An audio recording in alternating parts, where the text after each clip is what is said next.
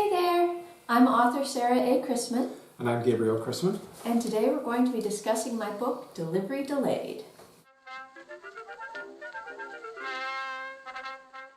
So, Delivery Delayed is book 4 in the Tales of Chetzemoka. And this one follows Lizzie, who is a school teacher. And she was Kitty's roommate in the first book, but we didn't see her in the first book. This is her book. And this one is her romance with a ship's captain he's the captain of a Mosquito Fleet ship. So that was an interesting thing in Puget Sound history. We'll get into that more in a different video where we talk about all the ships on Puget Sound because there were a huge variety. But basically what you need to know for what we're discussing today is that besides the big ocean-going ships and the small Indian canoes, and some not so small, there was a whole fleet of little tiny ships, all privately owned, that did all the ferrying around Puget Sound. Mostly steamboats, steamships. Mostly steamships, yeah. But mostly little steamships. Right. And that was the Mosquito Fleet. And so Lizzie's love interest in this book is a German immigrant who's a captain of one of these little steamships.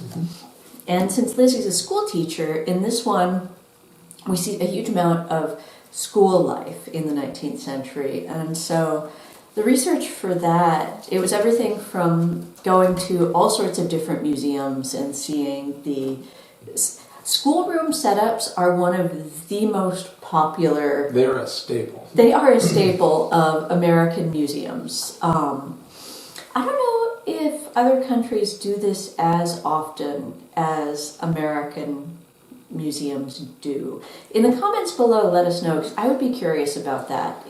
If you live in a different country, let us know if your country sets up historic schoolrooms, because it's a really common thing to do. For America, it's almost always the one-room schoolhouse. It's almost always the 19th century one-room schoolhouse. Museums love to recreate those.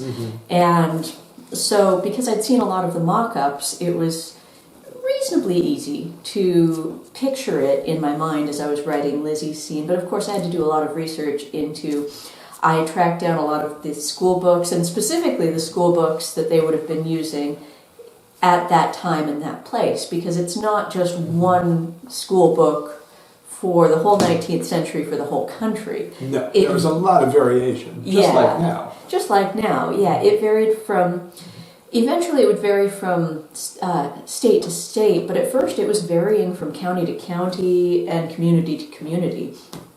And so just what books they had. Sometimes it was just what books they had, yeah. And so for the 1880s, when the book was taking place, I had to track down the exact school books they would have been using in that little school. And at first I found the one they had in the 1890s, and then I had to go back and find the one that they'd had in the 1880s. But that was fun. That was really fun. And all part of the process. All part of the process. And also tracked down some teachers' magazines, which was pretty fun to read the advice Lizzie would have been reading, and even put together her commonplace book. So in the story, before she goes to bed, she's writing out poems and things that she wants to share with the kids. And so I actually did that as a way of kind of getting into the story, which was pretty fun. And all of the lessons and things that you see in the book were 19th century lessons that were recommended in the teachers' magazines of the time. And then in terms of the ships, for what's going on in Puget Sound and following Isaac's part of the story, Isaac's boat, the Raindrop, is based on the Evangel, which was a real steamship on Puget Sound. And I first encountered that along the coast of Washington State. A lot of scenic places, there are these interpretive signs that had been put out by the state, I don't know, in the 1980s or so, do you suppose? 70s and early 80s. 70s and 80s. And so there are these interpretive signs that often have historic photographs of things that one would have seen in that place in history. And that's how I first encountered the Evangel as a historic steamship. It was just a little one. And then I went through all of the different Puget Sound ship maritime histories and found more information about it. And so that's where the raindrop comes from. And the scene where Timmy, who's going to become much more important later on in the series as he grows up, the scene where he is drawing it in the sand, drawing the basically the interior, the diagram of the ship for his carpenter uncle, that was a scene that was described in another book recounting the history of the indigenous peoples of Puget Sound, that when they saw a ship that the Westerners had built, they would draw it out in the sand for the other members of their tribe, because ships were huge in the indigenous culture of the Pacific Northwest Building region. canoes and building any sort of boat basically was a rite of passage. It was an element of, well, just about, it was tied into everything in the society. Right, absolutely. And in the way that the Inuit up far north had different words for snow, the indigenous peoples of the Puget Sound region had a huge number of words for different ships. I mean, they... And different types of canoes and boats and just anything could be very finely described. Right, I mean, certain tribes even had different words for canoe filled with many enemies versus, canoe for one person. They would just have a whole range of different vocabulary because shipping was so important in their lives. And so, of course, they would draw out the diagrams of these ships as they came to know them, partly because you got to know your enemy and you got to know your friends. And they were both. They had that. Some tribes were enemies, some tribes were friends. And naval architecture was not a fringe occupation. Naval architecture was, in fact, a central element of life. Absolutely. And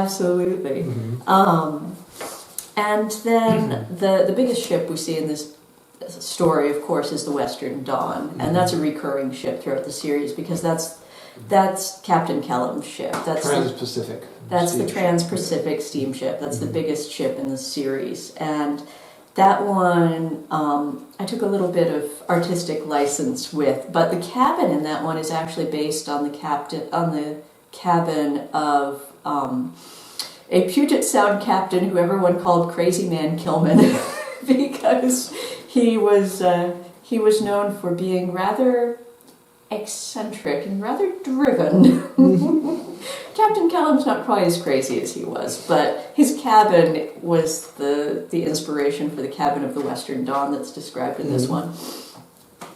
And then another thing that comes up in this book, because Felix is teaching Sophie how to do shorthand. Now, I looked into shorthand and I decided it would not be worth learning myself because it is incredibly complicated. It is a different form of writing that was a quicker form of writing for taking notes in the 19th century. It's phonetic, which is really interesting. It's also intended to capture dialect and other such things much more accurately. Right. It was really intended for verbal transcription. Right. And so I read up on it, studied it a bit, decided I did not need to devote the time and brain space necessary to actually learning it. But it was fun learning more about it so that I could write the scenes with Felix and Sophie, which is going to be important later on in the series that Sophie knows shorthand. And of course Felix knows it because he's a reporter. Now, more foods come up in this story. So we've got ginger drop cakes, white fruit cake, which is a fun one, which I've made.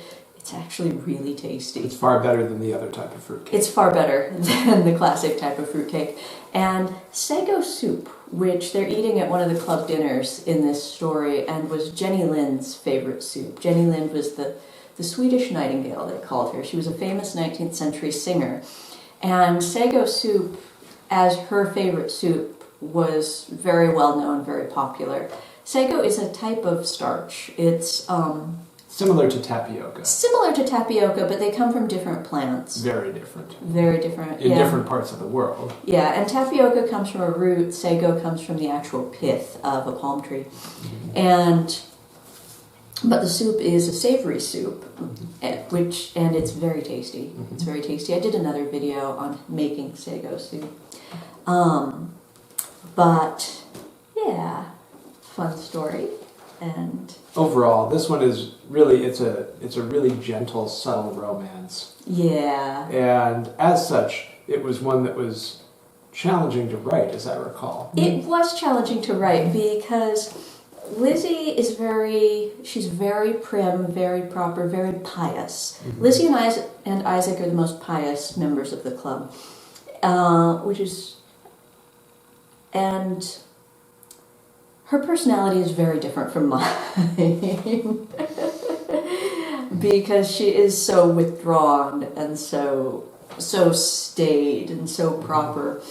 And because she is very quiet, that meant that she didn't have as much upfront dialogue. It's not like the chums where they're always riffing off of each other and cracking lots of jokes. And saying exactly what they think. Right. The chums were easy to write, and Nurse McCoy was easy to write because all of those characters always wear their hearts on their sleeves and say exactly what they think. But with Lizzie, far more was going on behind the curtain there, essentially. Right, exactly. And with Isaac even more so, because he has lived through all of the tumultuous political events in Germany when he was a young man. Which discouraged one from speaking one's mind. Yeah, yeah. And life at sea does not exactly encourage a lot of speaking one's mind either. And so these are very, very quiet, very internal characters. So it was a little challenging to get out all that they were, to communicate all that they were thinking and going through to the reader while retaining that quiet aspect of their personalities. But I think it was a good exercise for me, and I think it turned out well. I've had a lot of positive feedback from this story, and people say they like how quiet and introspective these characters are. Introspective, that's the best word for both of them. And so, like I said, I've had a lot of positive feedback from this one. A lot of people really love this one, and I hope you'll love it too. I hope you'll check it out and tell your friends about it. So, and clearly Artemis approved because she stayed with us for the whole discussion. That's right. Thank you for watching today. We hope you enjoyed this video. If you did, please give it a nice thumbs up and remember to tell your friends about my books. Happy reading!